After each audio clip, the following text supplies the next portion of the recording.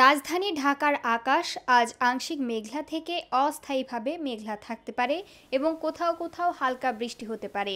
এর প্রভাবে দিনের তাপমাত্রা সামান্য হ্রাস পাওয়ার সম্ভাবনা রয়েছে বলে জানিয়েছে আবহাওয়া অধিদপ্তর। মঙ্গলবার ২৪ জুন সকাল ৭টা থেকে পরবর্তী ৬ ঘন্টার জন্য আবহাওয়ার পূর্বাভাসে এমন তথ্য জানানো হয়েছে। পূর্বাভাসে বলা হয়েছে, ঢাকার দক্ষিণ ও দক্ষিণ-পূর্ব দিক থেকে ঘন্টায় ১০ থেকে ১৫ কিলোমিটার বেগে বাতাস বইতে পারে। সকালে বাতাসে আর্দ্রতা ছিল ৮১%। পূর্বাভাসে আরও জানানো হয়েছে, আজ সকাল ৬টায় ঢাকার তাপমাত্রা রেকর্ড করা হয়েছে ২৮.৪ ডিগ্রি সেলসিয়াস।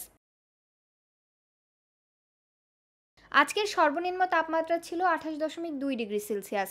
এছাড়া গত ২৪ ঘন্টায় ঢাকায় বৃষ্টিপাত হয়েছে সামান্য পরিমাণ।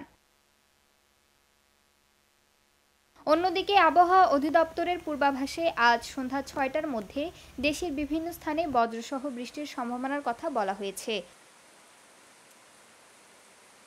সোমবার ২৩ জুন সন্ধ্যা ৬টা থেকে পরবর্তী ২৪ ঘন্টার আবহাওয়ার পূর্বাভাসে বলা হয়েছে, ঢাকা, রাজশাহী, রংপুর, ময়মনসিংহ, সিলেট, চট্টগ্রাম, খুলনা ও বরিশাল এই ৮ বিভাগের আকাশ আংশিক মেঘলা থেকে সাময়িকভাবে মেঘাচ্ছন্ন থাকতে পারে। এসব এলাকায় অনেক জায়গায় হালকা থেকে মাঝারি ধরনের বৃষ্টি বা বজ্রবৃষ্টিপাত হতে পারে। ঢাকায় আজ সূর্য অস্ত যাবে সন্ধ্যা ৬টা ৫০ মিনিটে। আগামীকাল বুধবার সূর্যোদয় হবে ভোর ৫টা ১৩ মিনিটে।